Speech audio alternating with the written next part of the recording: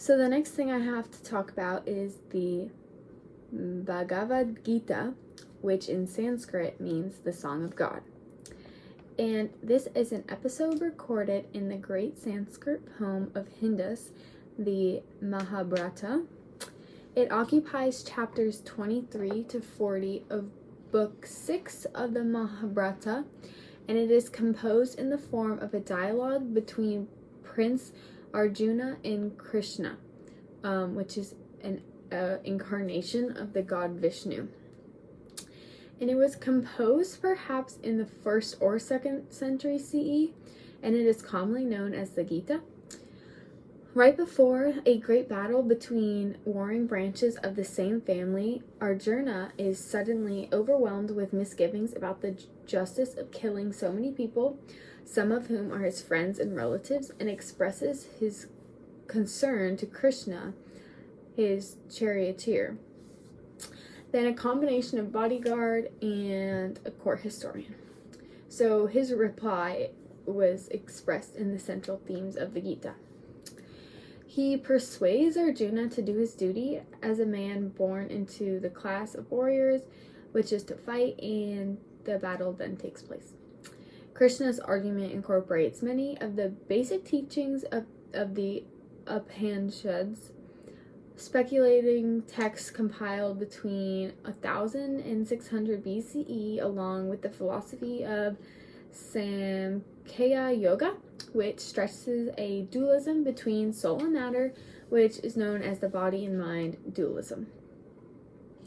So he argues that one can kill only the body, and that the soul is immortal, and it transforms into another body at death, or achieves moksha, which is a release, or nirvana, which is an extinction, and those are freedom from the wheel of rebirth.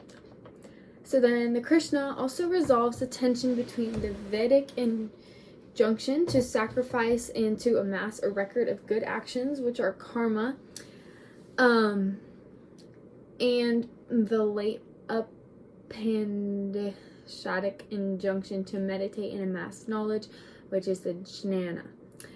The solution he provides is the path of devotion, which is the bhakti.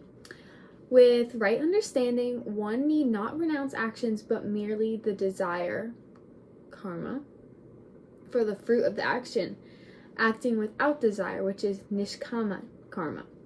So the Bhagavad Gita, which is again the Song of God or the Song of the Lord, is among the most important religious texts of Hinduism and easily the best known.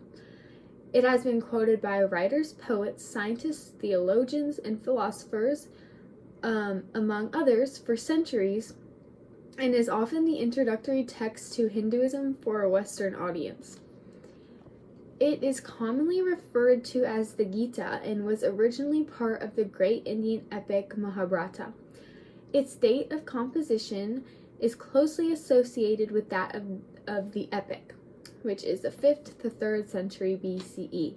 But not all scholars agree that the work was originally included in the Mahabharata text, and so they date it later to the 2nd century BCE.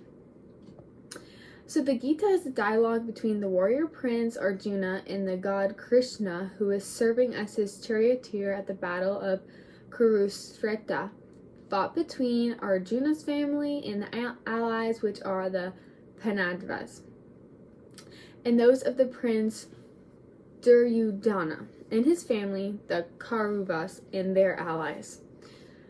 This dialogue is recited by the Kauruvian counselor Sanaja to his blind king, as Krishna has given Sanjaya mystical sight so he'll be able to see and report the battle to the king. So the Kauravas and the Pandavas are related, and there are mutual friends and family members fighting on both sides for supremacy of rule. When Anjura sees all his former friends and comrades on the opposing side, he loses heart and refuses to take place in a battle, which will result in their deaths as well as many of the other people. So the rest of the text is a dialogue between the prince and the god on what constitutes right action, proper understanding, and ultimately the meaning of life and nature of the divine. The Gita inspired the Bhakti, which means devotion in Sanskrit. It's a movement which then influenced the development of Buddhism, Jainism, and Sikhism. Krishna explains the path of selfless devotion as one of the paths towards self-actualization and a recognition of the truth of existence and liberation from the cycle of rebirth and death. The two other being jnana and karma. And that is all for the Gita.